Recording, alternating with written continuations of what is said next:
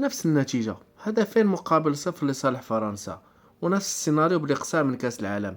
لكن شتينا ما بين مباراة البارح في بوسطن وملحمة نصف النهائي قطر 2022.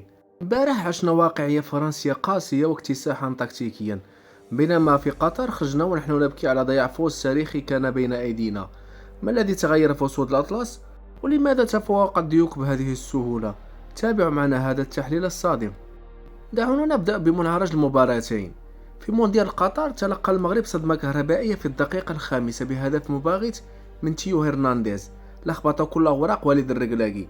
أما البارحة فرغم الضغط الفرنسي كان ياسين بونو هو البطل الشوط الأول بلا منازع، عندما تصدى لركلة جزاء من مبابي في الدقيقة 28.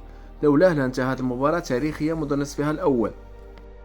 وهنا يكمن الاختلاف الحقيقي. الشجاعة الهجومية في 2022 ورغم التأخر انتفض الأسود واستحوذوا على الكرة بنسبة 61%، وحاصروا فرنسا في منطقتها وكنا قريبين جدا من التعادل.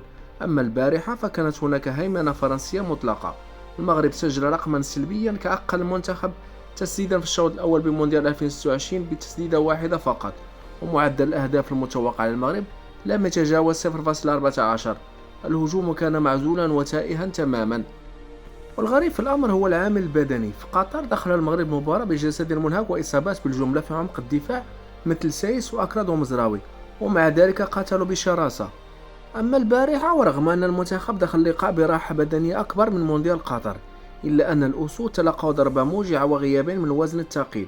غياب إسماعيل السباري حرم وسط الملعب من اللاعب البلدوزر القادر على الاحتفاظ بالكرة تحت الضغط الفرنسي والربط بين الدفاع والهجوم، وبالمثل غياب شادي رياض في الخلف أفقد الدفاع صمام أمان قوي جدا في الرقابة الفردية ضد صراعات مبابي وديمبيلي. هذه الغيابات المؤثرة جعلت دكة بدلاء فرنسا تبدو أكثر عمقا وجودة، وجعلت وهبي بلا أوراق رابحة قادر على تغيير قاع المباراة في الشوط الثاني. في النهاية الخروج من ربع النهائي في نسخة 2026 يعد إنجازا محترما لجيل ذهبي، لكنه كشف أن سقف الطموحات أصبح أعلى، وأننا بحاجة لحلول هجومية حاسمة أمام المنتخبات الكبرى.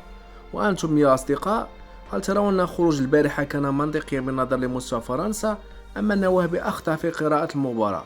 شاركونا بآرائكم في التعليقات، ولا تنسوا الاشتراك في القناة وتفعيل الجرس ليصلكم كل جديد، وإلى اللقاء.